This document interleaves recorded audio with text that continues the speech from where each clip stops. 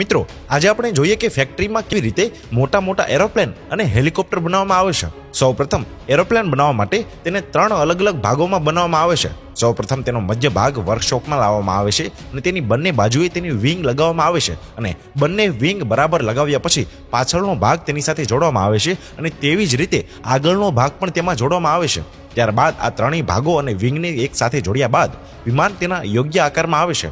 ત્યારબાદ આ વિમાનને હાઇડ્રોલિક મશીન દ્વારા ઉપાડવામાં આવે છે અને તેની નીચેની બાજુએ લેન્ડિંગ ગિયર્સ ફિટ કરવામાં આવે છે। ત્યારબાદ આ એરોપ્લેનનો સૌથી મહત્વપૂર્ણ ભાગ એટલે કે તેનું એન્જિન તે બંને વિંગ પર ફિટ કરવામાં આવે છે। એન્જિન લગાવ્યા પછી તેને વિંગ્સ અને લેન્ડિંગ ગિયર્સનું સંપૂર્ણ પરીક્ષણ કરવામાં આવે છે। ત્યારબાદ તેના ઇન્ટિરિયરનું કામ કરવામાં આવે છે। આમાં સૌપ્રથમ પાયલોટની કેબિનને સેપરેટ કરવામાં આવે છે। ત્યારબાદ આખી બોડીમાં વાયરિંગ કરવામાં આવે છે અને આ વાયરિંગને પેક કરવા માટે એરોપ્લેનની આખી અંદરની બોડીને પ્લાસ્ટિકની શીટથી સારી રીતે કવર કરવામાં આવે છે। ત્યારબાદ મુસાફરોનો સામાન રાખવા માટે બારીઓની ઉપર સ્ટોરેજ બોક્સ પણ લગાવવામાં આવે છે અને તેની બારીઓમાં કાચ પણ લગાવવામાં આવે છે। બારીને સંપૂર્ણ રીતે પેક કરી દેવામાં આવે છે। હવે આ સંપૂર્ણ રીતે તૈયાર એરોપ્લેનમાં મુસાફરોને બેસવા માટે સીટો લગાવવામાં આવે છે। હવે આ સંપૂર્ણ રીતે તૈયાર થઈ ગયેલા એરોપ્લેનને પેઇન્ટિંગ માટે પેઇન્ટ વિભાગમાં લઈ જવામાં આવે છે। અહીં આ વિમાનના તમામ મહત્વપૂર્ણ ભાગોને સ્પ્રે પેઇન્ટ કરવામાં આવે છે, જે સંપૂર્ણપણે બારીઓમાં એન્જિન અને કોકપિટને કવર કરી તેને સંપૂર્ણ રીતે પેઇન્ટ કરે છે। ત્યારબાદ આ એરોપ્લેન પર ઓનર કંપનીનું નામ પણ પેઇન્ટ કરવામાં આવે છે। હવે સંપૂર્ણ રીતે તૈયાર થઈ ગયેલા વિમાનને રનવે પર લઈ જવામાં આવે છે અને તેનું ટેસ્ટિંગ પણ કરવામાં આવે છે અને પરીક્ષણ સફળ થઈ ગયા બાદ એરોપ્લેન ઓનર કંપનીને સોંપવામાં આવે છે।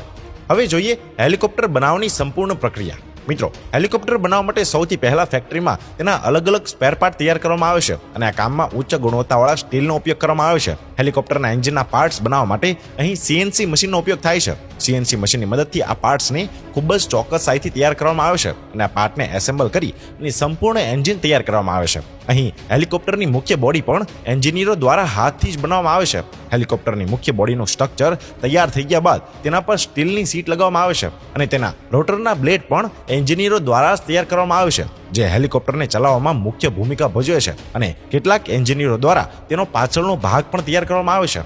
મિત્રો, આ જ વર્કશોપમાં હેલિકોપ્ટરમાં બેસવા માટે સીટો પણ તૈયાર કરવામાં આવે છે। આવી રીતે હેલિકોપ્ટરના તમામ બોડી પાર્ટ અલગ અલગ એન્જિનિયરો દ્વારા તૈયાર કરવામાં આવે છે। હવે હેલિકોપ્ટરના તમામ બોડી પાર્ટ્સ તૈયાર થઈ ગયા બાદ તેની મુખ્ય બોડીને લેન્ડિંગ સ્ટેજ પર મૂકવામાં આવે છે અને તેની પાછળનો ભાગ પણ તેની સાથે જોડવામાં આવે છે। હવે મિત્રો, હેલિકોપ્ટરના આગળના કાચ અને બાજુની બારીઓ પણ લગાવવામાં આવે છે। ત્યારબાદ હેલિકોપ્ટરમાં એન્જિન પણ સારી રીતે ફિટ કરવામાં આવે છે।